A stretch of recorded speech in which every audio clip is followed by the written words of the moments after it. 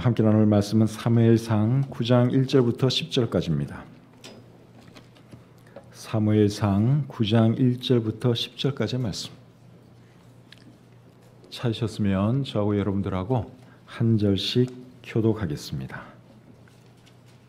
베냐민 지파에 기스라 이름하는 유력한 사람이 있으니 그는 아비엘의 아들이요 스롤의 손자요 베고랏의 증손이요 아비야의 현손이며 베냐민 사람이더라.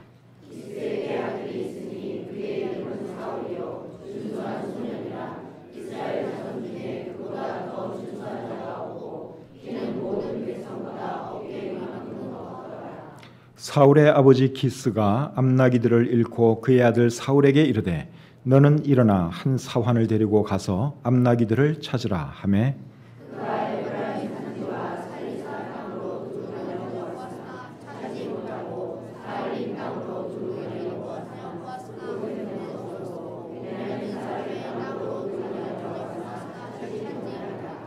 그들이 숲 땅에 이른 때에 사울이 함께 가던 사환에게 이르되 돌아가자. 내 아버지께서 암나기 생각은 고사하고 우리를 위하여 걱정하실까 두려워하노라 하니 그가 대답하되 보소서 이 성읍에 하나님의 사람이 있는데 종용을 받는 사람이라. 그가 말한 것은 반드시 다 응하리니 그리고 가사하리라. 그가 혹 우리가 갈 길을 가르쳐 줄까 하느니라. 사울이 그의 사환에게 이르되 우리가 가면 그 사람에게 무엇을 드리겠느냐. 우리 주머니에 먹을 것이 다하였으니 하나님의 사람에게 드릴 예물이 없도다. 무엇이 있느냐 하니 사환이 사울에게 다시 대답하여 이르되 보소서 내 손에 은은 스베의 사원의 일이 있으니 하나님의 사람에게 들어 우리 길을 가르쳐 달라 하였나이다 하더라. 옛적 이스라엘의 사람이 하나님께 가서 물으려 하면 말하기를 선견자에게로 가자 하였으니 지금 선지자라 하는 자를 옛적에는 선견자라 일컬었더라. 사울이 그의 사환에게 이르되 네 말이 옳다 가자 하고 그들이 하나님의 사람이 있는 성읍으로 가니라. 아멘. 하나님 아버지, 저희들 오늘 이 귀한 자리에 불러주시고 또 하나님을 예배하게 해주셔서 감사합니다. 저희가 도저히 하나님께 나아갈 자격이 없는 사람들이었는데 하나님께서 우리의 모든 죄 용서해 주셔서 또 하나님의 자녀가 되게 하시고 또 하나님을 예배하는 자로 세워주신 것 감사합니다. 오늘 우리가 예배 드릴 때 온 마음을 다하여 정성을 다하여 하나님을 예배하도록 도와주시고 또 예배를 통해서 우리 주님만이 영광 받으시고 또 우리에게도 큰 은혜가 임하는 복된 시간 되도록 역사해 주시옵소서. 모든 시종 주님께 의탁하오며 예수님의 이름으로 기도드립니다. 아멘. 자리에 앉겠습니다. 오늘 본문으로 읽은 말씀은 이스라엘의 초대 왕 사울에 대한 말씀입니다. 읽는 것은 9장 앞부분을 읽었지만 9장과 10장 전체의 내용을 가지고 오늘은 사울에 대해서 함께 생각해 보기를 원합니다. 사울 왕 하면 떠오르는 이미지가 뭡니까? 하나님께 불순종한 왕, 하나님께 버림받은 왕, 이런 부정적인 이미지죠. 사울이 처음에는 정말 좋은 사람이었습니다. 그런데 마지막 이미지를 잘못 남기다 보니까 결국 우리에게 안 좋은 이미지로 남게 되었습니다. 이런 것 보면 사람이 첫 이미지도 중요하지만 마지막 이미지가 참 중요하다는 생각이 듭니다. 신약 성경에는 또 다른 사울이 한 사람 나오죠. 박해자 사울인데 이 사람은 처음에는 박해자였기 때문에 우리에게 별로 안 좋은 인상을 남길 뻔했습니다. 그런데 이분이 나중에 예수님 믿고 사도 바울이 되죠. 그래서 마지막 이미지를 참 잘 남겼기 때문에 우리는 사도 바울 하면 그 참 위대하신 분, 참 존경할 만한 분, 이제 이런 이미지를 우리가 가지고 있는 것이죠. 오늘 이 본문은 이제 사울에 대한 말씀인데 사울이 어떤 사람이었느냐 하는 거죠. 1절에 보니까 이분이 유력한 사람의 아들인 것을 알 수 있습니다. 자, 1절 말씀 한번 보겠습니다. 베냐민 지파에 기스라 이름하는 유력한 사람이 있으니 그는 아비엘의 아들이요 스롤의 손자요 베고랏의 증손이요 아비야의 현손이며 베냐민 사람이더라. 자, 여기 보니까 사울의 아버지 이름이 기스인데 기스는 유력한 사람이라고 소개를 하고 있습니다. 아버지가 유력한 사람이면 좋겠습니까? 안 좋겠습니까? 좋죠. 아버지가 유력한 사람이면 자식으로서 아마 덕볼 것도 많이 있으리라 생각이 됩니다. 그리고 이 사울은 키가 크고 잘생긴 사람이었습니다. 2절에 그렇게 나와 있죠. 기스에게 아들이 있으니 그의 이름은 사울이요 준수한 소년이라. 이스라엘 자손 중에 그보다 더 준수한 자가 없고 키는 모든 백성보다 어깨 위만큼 더 컸더라. 여기 보니까 사울이 준수한 소년이라고 소개를 하고 있죠. 이스라엘에 그보다 더 준수한 자가 없다 그랬습니다. 여기 준수하다 하는 이 말은 잘생겼다는 말이에요. 표준 세번역 성경이나 우리말 성경에는 잘생겼다 그렇게 번역을 했습니다.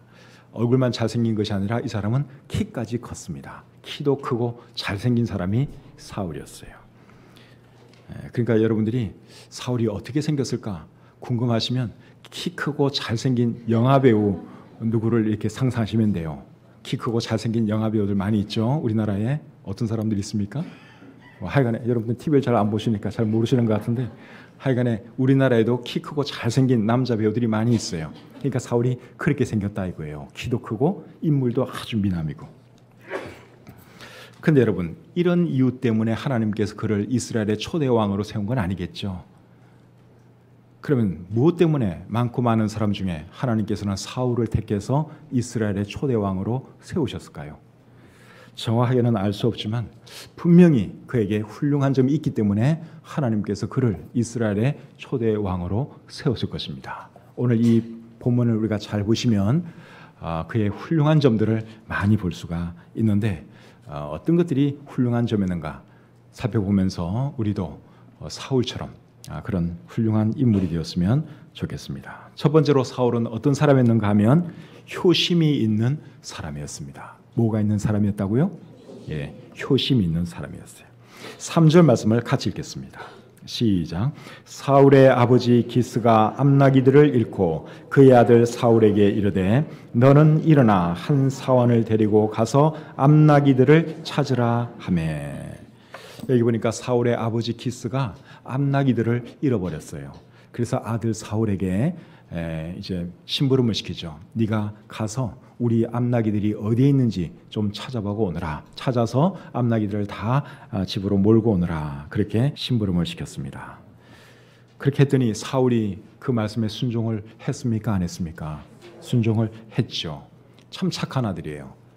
그리고 아버지에 대해서 효심이 있는 그런 아들인 것을 우리가 볼 수 있습니다.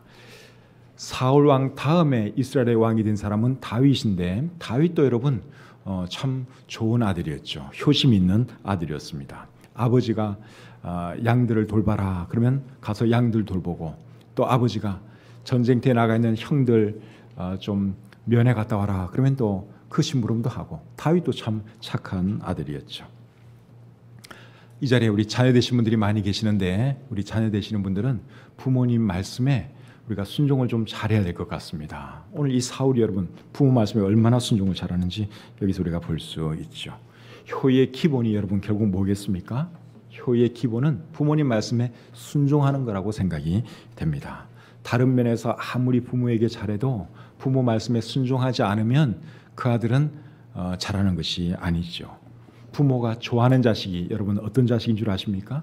돈 많이 버는 자식일까요? 아니면 공부 잘한 자식일까요? 이왕이면 뭐 자식이 공부도 잘하고 돈도 잘 벌면 좋겠죠. 근데 부모가 진짜 좋아하는 자식은 순종 잘하는 자식입니다. 돈은 잘 벌고 세상에서는 잘 나가는데 부모에게 순종 안 하는 아들이 있다면 여러분 부모가 그런 자식 좋아할까요? 별로 안 좋아합니다.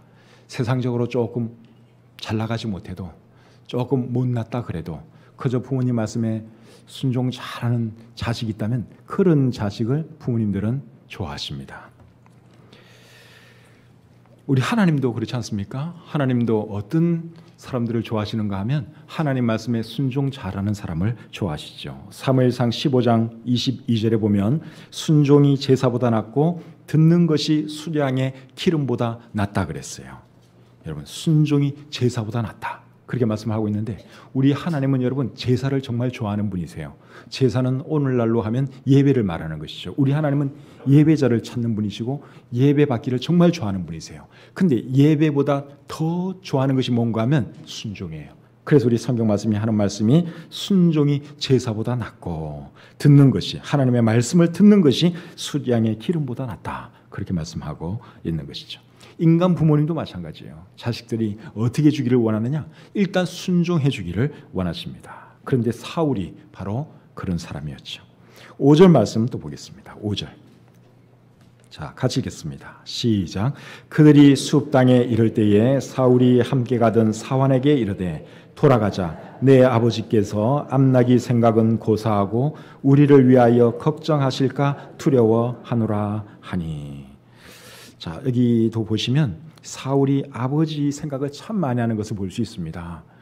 지금 우리가 집 나온 지가 벌써 한 이틀 이렇게 됐는데 이 정도 되면 우리 아버지가 암나기 걱정보다도 우리 걱정 더 많이 하시겠다. 그러니 빨리 돌아가야 되겠다. 그렇게 사울이 말을 하고 있습니다. 아버지를 위하는 마음이 그에게 있었던 것을 우리가 볼 수 있습니다. 효의 기본이 부모님 말씀에 순종하는 거라고 제가 조금 전에 말씀을 드렸는데 효의 기본 두 번째가 뭔가 하면 부모를 위하는 마음이라고 생각됩니다. 부모님 말씀도 우리가 잘 들어야 되겠지만 또 부모님을 위하는 마음이 있어야 하는 것이죠. 부모를 위하는 마음이 있는 사람은 부모에게 걱정을 끼치지 않습니다. 부모를 힘들게 하지도 않고 부모 마음을 아프게 하지도 않습니다. 또 부모를 위하는 마음이 있는 사람은 어떻게 해서라도 부모를 기쁘게 해드리려고 노력을 하지요. 그런데 사울이 그런 사람이었다는 거예요. 바라기는 사울과 같이 효심 있는 그런 사람이 다 될 수 있기를 바랍니다. 그런 사람이 될 때 하나님께서 그 사람 축복해 주십니다. 부모에게 잘하는 사람에게 하나님께서 축복해 주신다고 우리 성경이 약속하고 있죠.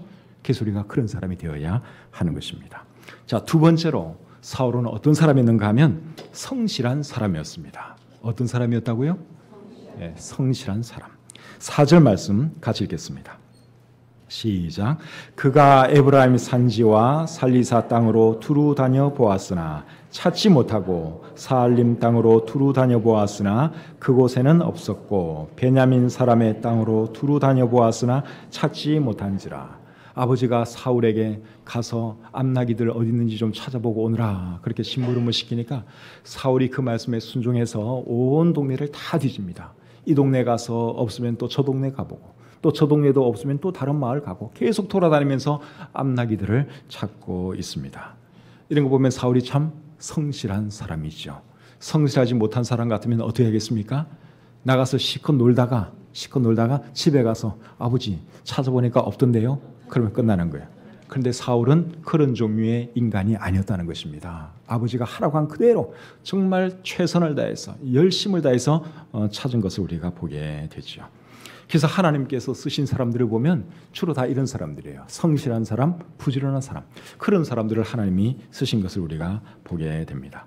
다윗 왕 같은 사람. 이 사람도 왕이 되기 전에 목동이었는데 아버지가 양들을 돌보라 그러니까 최선을 다해서 성실하게 아버지의 양들을 돌보죠. 그래서 사자나 곰이 오면 그것들과도 싸워서 자기의 양들을 지켰습니다. 그 정도로 성실했던 사람이 다윗이에요. 기드온은 또 어떻습니까? 사사 기드온은 하나님께서 그를 이제 사사로 부르셨을 때 뭘 하고 있었는가 하면 포도즙 틀에서 타작을 하고 있었어요. 적군들이 와서 그 타작한 것들을 뺏어갈까 봐 이제 몰래 타작을 포도즙 틀에서 하고 있었습니다. 가족들 먹여 살리기 위해서 열심히 일을 한 것이죠. 또 엘리사 같은 사람은 엘리야 선지자가 이제 하나님의 명령을 받고 엘리사를 부르게 되는데 엘리사 선지자는 부름 받았을 때 뭘 하고 있는 줄 아십니까? 24마리의 소를 가지고 밭을 경작하고 있었어요. 그러니까 엘리사 같은 사람은 집안이 굉장히 부자였던 것 같습니다. 소 24마리를 가지고 밭농사를 짓고 있었으니 여러분 얼마나 부자예요. 근데 어쨌든 이 사람도 하나님께서 불렀을 때 빈둥빈둥 놀고 있지 않았다는 것입니다. 뭔가 열심히 하고 있을 때 하나님께서 그를 부르셨다 하는 것이죠. 또 예수님의 제자들도 마찬가지 아닙니까? 예수님께서 제자들을 한 사람씩 불렀는데 그들이 다 놀고 있지 않았어요. 뭔가 열심히 생활하고 있는 사람들을 예수님께서는 불렀습니다. 베드로 같은 사람은 어부로서 열심히 고기 잡고 있을 때 나를 따라오너라. 내가 사람 낚는 어부 되게, 내가 너로 하여금 사람 낚는 어부가 되게 하리라. 그렇게 말씀하시면서 부르셨죠. 또 마태 같은 사람은 세리였기 때문에 세관에서 열심히 일하고 있을 때 또 부르셔서 예수님의 제자가 되게 했습니다. 심지어 여러분, 박해자 사울 같은 사람도 뭐 하고 있을 때 하나님이 부르셨는가 하면 열심히 교회를 핍박하고 있을 때 하나님께서 그를 부르셨습니다. 빌립보서 3장 5절과 6절에 보면 율법으로는 바리새인이요 열심으로는 교회를 핍박했다 그랬어요. 그러니까 교회를 핍박할 때도 대충 뭐 놀면서 이렇게 한 게 아니라요, 열심으로 교회를 핍박했어요. 그렇게 하는 것이 그는 잘하는 거라고 생각을 했어요. 아마 그런 그의 열심을 보시고 하나님께서 그를 부르셔서 사도되게 하신 게 아닌가, 그런 생각이 듭니다. 저 친구 저거 불러다 내일 하게 하면 진짜 열심히 하겠다, 하나님 그 생각하신 거죠. 그래서 그를 불러주신 것입니다. 그래서 우리 하나님은 오늘날에도 사람들을 찾고 부르시고 계시는데 어떤 사람들을 찾고 부르시느냐? 성실한 사람, 부지런한 사람을 찾고 계십니다. 우리 하나님은 불성실한 사람, 게으른 사람 절대로 좋아하지를 않습니다. 게으른 사람에게 우리 하나님이 하시는 말씀이 어떤 건 줄 아십니까? 게으른 자여 계엠에게 가서 하는 것을 보고 배우라. 게으른 자여 계엠에게 가서 그가 하는 것을 보고 지혜를 얻으라. 이게 하나님께서 게으른 자들에게 하시는 말씀이에요. 또 데살로니가후서 3장 10절에서는 일하기 싫어하는 자는 뭐 하지도 말라고요? 먹지도 말라 그랬어요. 그러니까 우리 하나님은 부지런한 사람, 성실한 사람, 자기 생활 열심히 하는 사람, 그런 사람을 좋아하신다는 것입니다. 또 고린도전서 4장 2절에서는 맡은 자들에게 구할 것은 충성이니라, 그렇게 말씀을 했는데 여러분, 충성이 결국 뭡니까? 이게 성실이죠. 그래서 우리 하나님은 옛날에도 그렇고 오늘날에도 그렇고 하여간에 성실한 사람 좋아하신다 하는 거 기억하시고 우리가 성실하게 살아갈 수 있기를 바랍니다. 자, 세 번째입니다. 오늘 아침에는 아멘 소리가 좀 적은 것 같아요. 여러분들이 너무 지금 말씀에 도취해가지고 아멘 하는 걸 까먹은 것 같아요. 예. 어쨌든 잘 들으시고 또 아멘도 하시면 더 좋죠. 자, 세 번째 사울은 어떤 사람이었는가 하면 예의가 있는 사람이었습니다. 예의가 있는 사람. 자, 7절 말씀 같이 읽겠습니다. 7절 시작. 사울이 그의 사환에게 이르되 우리가 가면 그 사람에게 무엇을 드리겠느냐? 우리 주머니에 먹을 것이 다하였으니 하나님의 사람에게 드릴 예물이 없도다. 무엇이 있느냐 하니. 잃어버린 나귀들을 찾기 위해 하나님의 사람을 이제 찾아가게 되는데 빈손으로 가지 않고 뭔가를 가지고 가려고 하는 사울의 모습을 우리가 보게 됩니다. 이런 거 보면 사울이 참 예의가 있는 사람 아닙니까? 하나님의 사람을 지금 찾아가요. 근데 빈손으로 찾아갈 수가 없어서 뭘 좀 가져가면 좋겠느냐. 지금 종에게 사울이 그거 묻고 있습니다. 예의 바른 사람이죠. 어른 찾아가는데 빈손으로 가는 것보다는 뭐 들고 가면 얼마나 좋겠습니까? 이런 예의 누구한테 배웠을까요? 부모에게 배웠겠죠. 부모에게. 부모가 어릴 때부터 가르친 거예요. 예. 어른 찾아갈 때는 빈손으로 가지 말고 항상 뭐라도 들고 가거라. 아마 사울의 부모님이 그렇게 가르쳤을 거예요. 그래서 사울이 그 말씀을 기억하고 이제 지금 그렇게 하려고 하는 것이죠. 그래서 우리 부모들은 자녀들에게 예의를 가르쳐야 됩니다. 뭐 다른 세상 학문도 열심히 잘 가르쳐야 되지만 예의 바른 사람 되도록 잘 가르칠 필요가 있어요. 요즘 인성교육에 대해서 굉장히 많이 강조를 하는데 여러분, 인성교육의 기본이 뭐겠습니까? 그게 결국 예의 아니겠습니까? 예, 인성교육의 기본은 예의죠. 예의 있는 사람, 그게 인성교육 제대로 된 사람입니다. 그리고 예의의 기본은 뭐냐? 예의의 기본은 인사하는 거죠. 인사 잘하는 거. 사람이 인사만 잘해도 여러분 어디 가서 미움받을 것 같지 않습니다. 어디 가서 높은 사람에게, 자기 상사에게 인사 한번 잘해보세요. 그럼 그 사람 마음에 들어합니다. 근데 인사 안 하고 그러면 여러분 어떤 상사라도 좋아하지 않습니다. 실력이 좀 좋아도 실력 없는 인사성 바른 사람, 예의 바른 사람을 높은 사람들은 좋아하지, 실력이 있고 건방 떨고 인사성 없는 그런 사람 별로 좋아하지를 않습니다. 그래서 우리가 자녀들을 잘 가르쳐야 하는 것이죠. 그래서 우리 자녀들에게 인사하는 것도 가르쳐야 되는데 자녀들에게 인사 가르치는 방법은 일단 부모가 인사성 있는 사람이 되면 됩니다. 자녀들 앞에서 늘 인사 잘하는 모습을 보여주면 자녀들이 그것을 보고 배우는 것이죠. 근데 종종 이런 엄마들이 있더라고요. 이제 자기 아이에게는 누구누구야 선생님에게 인사해야지, 목사님에게 인사해야지 그렇게 시켜요. 그러면 아기는 이렇게 배꼽 인사를 잘합니다. 근데 자기는 인사를 안 해. 자기도 인사를 하면 좋잖아요. 예. 목사님에게 인사해 그렇게 할 게 아니라 자기가 먼저 목사님 안녕하세요 하고 야 너도 빨리 인사해야지 이렇게 하면 더 좋은데 자기는 인사를 하면서 자기 애한테만 인사하라고. 제가 가끔 이제 그런 사람을 봐요. 가끔.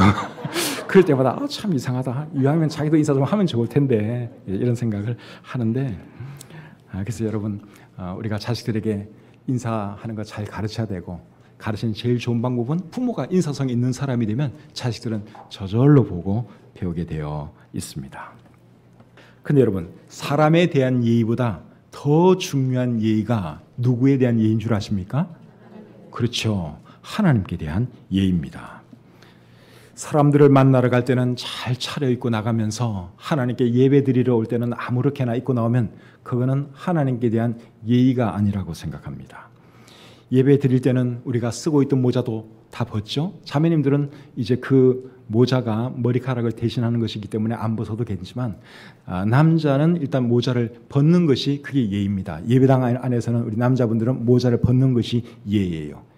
그게 하나님께 대한 예의입니다. 지금 우리가 하나님 앞에서 하나님께 예배드리면서 이렇게 모자 떡 쓰고 있는 것은 그거는 하나님께 대한 예의가 아닙니다. 그리고 예배드리러 나올 때 우리가 빈손으로 나오지 않고 뭐라도 하나님께 드릴 것 가지고 나오죠. 하나님께 드릴 예물을 가지고 나오죠. 그것도 하나님께 대한 예의 때문에 그러는 거예요.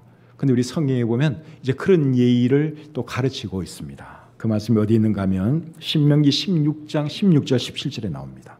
자, 한번 보죠. 신명기 16장 16, 17절. 너의 가운데 모든 남자는 1년에 3번 곧 무교절과 칠칠절과 초막절에 내 하나님 여호와께서 택하신 곳에서 여호와를 배웁되 빈손으로 여호와를 배웁지 말고 각 사람이 내 하나님 여호와께서 주신 복을 따라 그 힘대로 드릴지니라. 1년에 3번씩 하나님께 배울 것을 말씀을 하면서 빈손으로 오지 말라 그랬어요. 그러니까 여기에 지금 하나님께 대한 예의를 가르치는 거예요. 그래서 우리도 하나님께 예배 드리러 나올 때는 빈손 들고 오지 마시고 여러분 뭐라도 하나님께 드릴 것 가지고 나오시길 바랍니다. 그게 하나님께 대한 예의예요. 또 예배 드리면서 딴짓을 한다든가 옆 사람하고 떠든다든가 하는 것도 하나님께 대한 예의가 아니라고 생각합니다. 설교자나 예배 인도자에 대한 예의를 넘어서서 그건 하나님께 대한 예의가 아니에요. 그래서 우리가 예배 드릴 때도 최대한 바른 자세로 하나님께 예배 드려야 하는 것이죠. 전도서 5장 1절 2절에 그런 말씀이 있습니다. 전도서 5장 1절 2절입니다. 너는 하나님의 집에 들어갈 때에 내 발을 삼갈지어다. 가까이하여 말씀을 듣는 것이 우매한 자들이 제물 드리는 것보다 나으니 그들은 악을 행하면서도 깨닫지 못함이니라.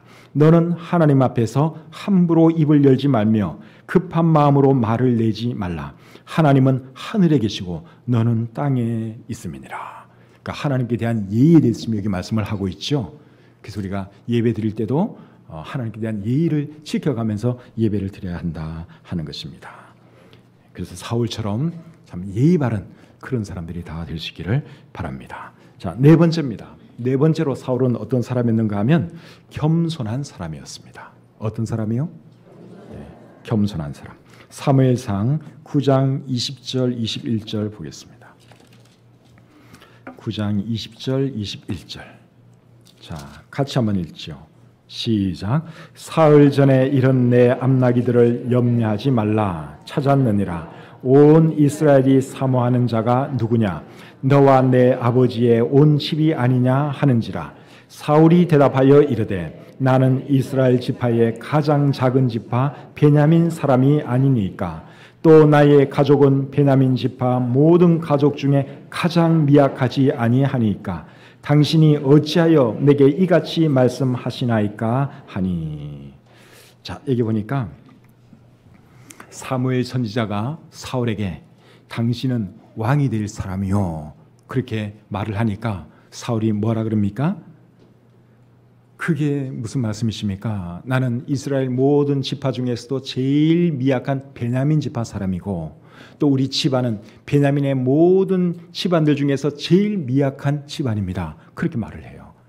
근데 여러분 이 사울의 아버지가 어떤 사람이었다 그랬죠?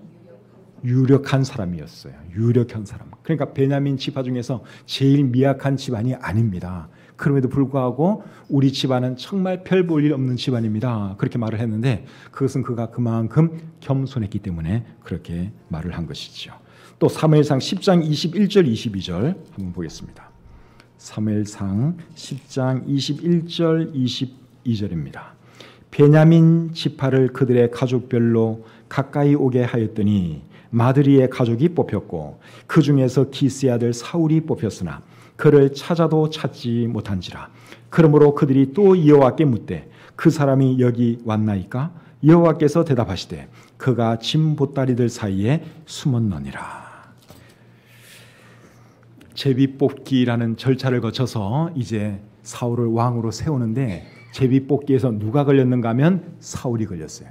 이미 사울은 기름 부음을 받았어요. 그런데 이제 하나님께서 이제 이런 절차를 거쳐서 그를 왕으로 세워주려고 그렇게 했는데 딱 당첨이 되니까 사울이 보이지를 않는 것입니다. 그가 지금 어디가 있다 그랬어요? 숨어 있다 그랬어요. 짐 보따리 사이에 숨어 있느니라. 이런 거 보면 사울이 정말 순수하고 겸손한 사람인 것을 알 수 있습니다. 그래서 왜 하나님께서 크게 쓰신 사람들을 보면 주로 다 이런 사람들이에요. 겸손한 사람, 자기를 낮출 줄 아는 사람, 그런 사람들이었습니다. 모세 같은 경우도 여러분 얼마나 겸손한 사람이에요. 하나님께서 모세를 이스라엘의 지도자로 세우려고 하니까 모세가 뭐라 그럽니까? 하나님, 나는 입이 뻣뻣하고 혀가 둔한 자입니다.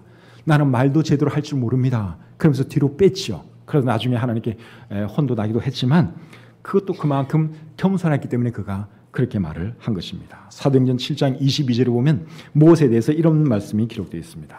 모세가 애굽 사람의 모든 지혜를 배워 그의 말과 하는 일들이 능하더라. 그의 말과 하는 일들이 어땠다고요?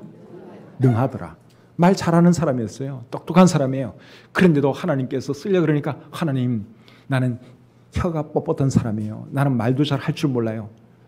그렇게 말을 했죠. 그만큼 겸손했기 때문에 그렇게 말한 것입니다. 예레미야 선지자도 참 겸손한 사람이었습니다. 하나님께서 그를 쓰려고 하니까 뭐라 그런 줄 아십니까? 나는 아이라 말할 줄을 모릅니다. 하나님, 나는 아이입니다. 아직도 아이입니다. 말을 제대로 할 줄 몰라요. 그렇게 말을 했어요. 그런데 여러분, 예레미야 선지자가 진짜 말을 못했을까요? 아니에요. 여러분들이 예레미야서를 한번 읽어보세요. 탁월한 설교자입니다. 말 잘하는 사람이에요. 그런데 또 하나님이 쓰려고 그러니까 자신을 겸손하게 낮추다 보니까 하나님, 나는 아이입니다. 말할 줄은 모릅니다. 그렇게 대답한 것이죠. 하나님께 쓰임 받으려면 여러분 어때야 되느냐? 겸손하셔야 됩니다. 교만한 사람 하나님은 절대로 쓰시지 않습니다. 잠언 29장 23절에는 사람이 교만하면 낮아지게 되겠고 마음이 겸손하면 영예를 얻으리라. 사랑하는 성도님 여러분, 하나님께 쓰임 받고 싶으시다면 겸손하시기를 바랍니다. 겸손하셔야지 하나님이 우리를 쓰십니다. 겸손이 뭔 줄 알죠? 겸손은 자기를 낮추는 거예요. 남을 나보다 낮게 여기는 것, 그것이 겸손입니다. 빌립보서 2장 3절에 보면 겸손한 마음으로 각각 자기보다 남을 낮게 여기라 그랬어요. 낮게가 아니라 낮게 여기라. 남을 나보다 낮게 여기는 것, 그게 겸손이에요. 아무리 인사할 때 90도로 참 허리 숙여 인사한다고 할지라도 속에 여러분 나는 너보다 나아, 이런 생각하고 있으면 겸손한 것이 아닙니다. 정말 상대방을 나보다 낮게 생각해 줄 줄 아는 그런 마음이 있는 사람이 겸손한 사람이죠. 그리고 사람들 앞에서 겸손한 것보다 더 중요한 것은 하나님 앞에서 겸손한 것이죠. 야고보서 4장 10절에 보면 주 앞에서 낮추라.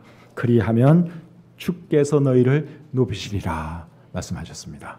하나님 앞에서도 겸손하시고 사람들 앞에서도 겸손해서 사람들로부터 사랑받고 하나님께 쓰임받는 저와 여러분들이 되었으면 좋겠습니다. 다섯 번째입니다.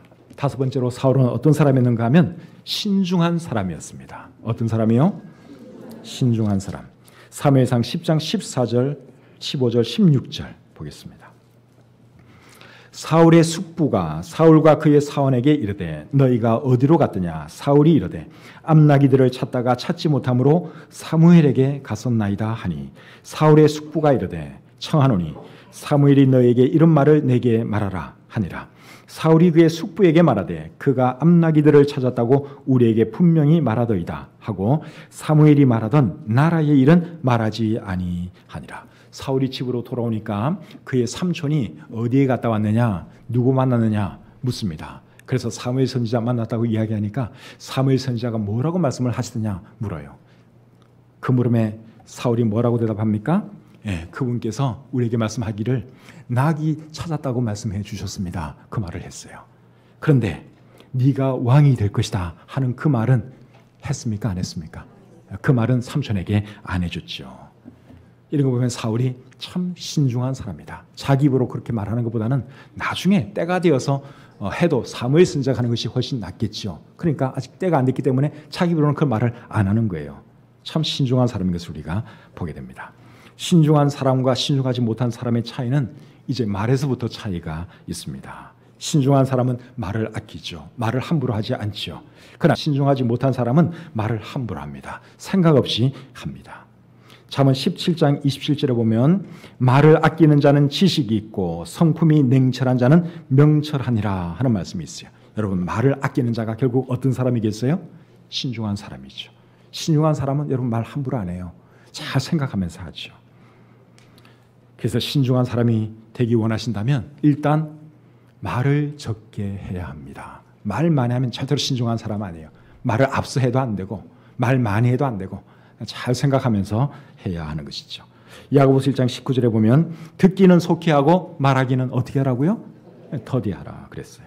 또 잠언 10장 19절에 보면 말이 많으면 허물을 면하기 어려우나 그 입술을 제어하는 자는 지혜가 있느니라 말씀하고 있습니다. 말 많으면 허물을 면기 어렵답니다. 그러니까 여러분 될 수 있으면 말 적게 하고 듣기는 많이 하고 말은 적게 하고 두 마디 할 거 한 마디 하고 그런 사람이 되어야 하는 것이죠.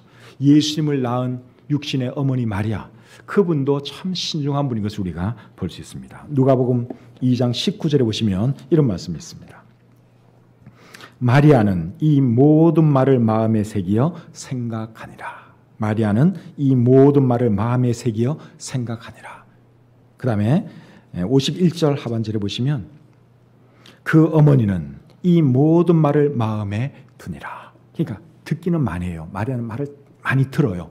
그런데 거기에 대해서 함부로 자기의 생각을 말하거나 그러지 않았다는 거예요. 굉장히 신중한 사람인 것을 우리가 볼 수 있습니다. 그렇게 신중하고 또 조심스러우니까 하나님께서 마리아를 택해서 예수님을 낳는 그 축복을 주신 것이 아닌가 생각이 됩니다. 자, 마지막 여섯 번째입니다. 마지막 여섯 번째로 사울은 어떤 사람이었는가 하면 감정을 다스릴 줄 아는 사람이었습니다. 자, 사무엘상 10장 27절을 보겠습니다. 사무엘상 10장 27절입니다.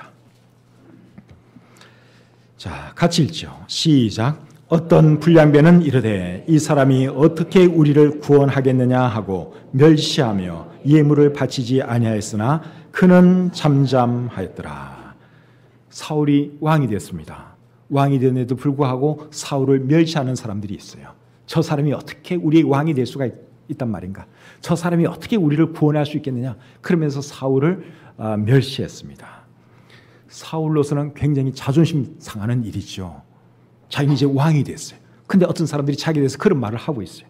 굉장히 자존심 상하고 열받는 상황입니다. 그런데 사울이 어떻게 했다 그랬어요? 잠잠하니라.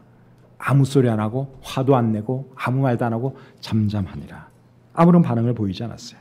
이런 것을 통해서 우리가 무엇을 할 수 있는가 하면 사울은 자기의 감정을 다스릴 줄 아는 사람이었다 하는 것이죠. 잠언 16장 32절에 보시면 이런 말씀이 있습니다. 노하기를 더디하는 자는 용사보다 낫고 자기의 마음을 다스리는 자는 성을 빼앗는 자보다 나으니라. 여러분, 자기의 마음을 다스리는 자는 성을 빼앗는 자보다 낫다 그랬습니다. 이 말씀에 의하면 자기의 마음을 다스리는 것이 쉽다는 말입니까? 어렵다는 말입니까? 어렵죠.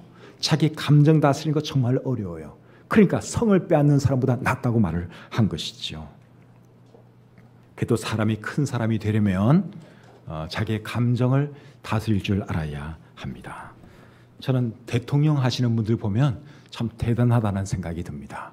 예. 그분이 누구든지 간에 일단 대통령 하는 분들 보면 대단한 분들이에요. 그분들은 여러분 이 감정을 정말 잘 다스려야 합니다. 열받는 일이 얼마나 많겠어요. 예. 여당이 계속 뭐라 그러지, 또 국민들 중에 자기 싫어하는 사람들이 많지 뭐라 그러지, 신문에서는 또 맨날 대통령에 대해서 안 좋은 얘기 맨날 하지. 얼마나 열받아요. 그러니까 이 대통령 하는 사람들은 내가 볼 때는 보통 사람들이 아니에요. 근데도 그 사람들이 화냅니까? 안 냅니까? 화 안 내죠. 화내면 끝나는 거예요. 화 안 내고 막까지 올라와도 참고 그냥 참 편안하게 그걸 하잖아요. 속에 막 불이 일어나고 막 그렇겠죠. 당장 때려치우고 싶은 마음도 들고. 근데 그 사람들이 감정 표출을 안 해요. 그러니까 대단한 거예요. 그러니까 그 사람들이 큰 사람이라는 거예요. 대통령은 아무나 하는 게 아닙니다. 여러분, 그럴 만한 그릇이 돼야지 하는 거지. 자격 없는 사람이 하면 그게 여러분 정말 힘든 자리입니다. 그런데 이 사울이 지금 그런 사람이에요. 참 그릇이 큰 사람이죠. 감정 표출 안 하고 자기를 다스릴 줄 알고. 이 성경을 쭉 읽어보시면 나중에 사울이 여러분 자기를 멸시한 사람들에 대해서 보복할 수 있는 기회가 와요. 그런데 보복을 할까요? 안 할까요? 보복을 안 합니다. 자, 사무엘상 11장 12절 13절 한번 보겠습니다. 사무엘상 11장 12절 13절. 백성이 사무엘에게 이르되 사울이 어찌 우리를 다스리겠느냐? 한 자가 누구니까? 그들을 끌어내소서 우리가 죽이겠나이다. 사울이 이르되 이 날에는 사람을 죽이지 못하리니 여호와께서 오늘 이스라엘 중에 구원을 베푸셨음이니라.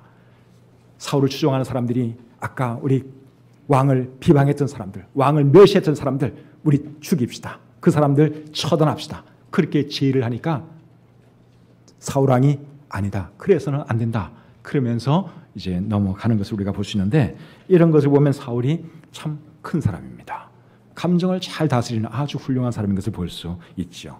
그런데 나중에 처음에는 이랬는데 나중에는 이분이 자기 감정을 못 다스려요. 그래서 별것 아닌 아들뻘밖에 안 되는 그 다윗을 질투하고 다윗을 죽이려고 하고 창을 던지고 자기 감정을 잘 못 다스렸어요. 그런데 처음에는 정말 훌륭한 사람이었다 하는 것입니다. 왜 하나님께서 많고 많은 사람 중에 사울을 왕으로 세우셨는지 조금 이해가 될 것 같죠? 참 훌륭한 점이 많은 그러한 분이었습니다. 끝까지 잘했다면 더 좋았을 텐데 그렇게 하지 못한 것은 너무너무 아쉬운 일이죠. 사울의 좋은 점들 우리도 잘 배워서 하나님께 쓰임받는 그런 사람들이 다 되시기를 주님의 이름으로 축복합니다. 기도하겠습니다. 하나님 아버지, 성경에 기록된 말씀을 통해서 우리에게 늘 교훈해 주시고 또 가르쳐 주시고 우리들을 돌아보도록 해주셔서 감사합니다.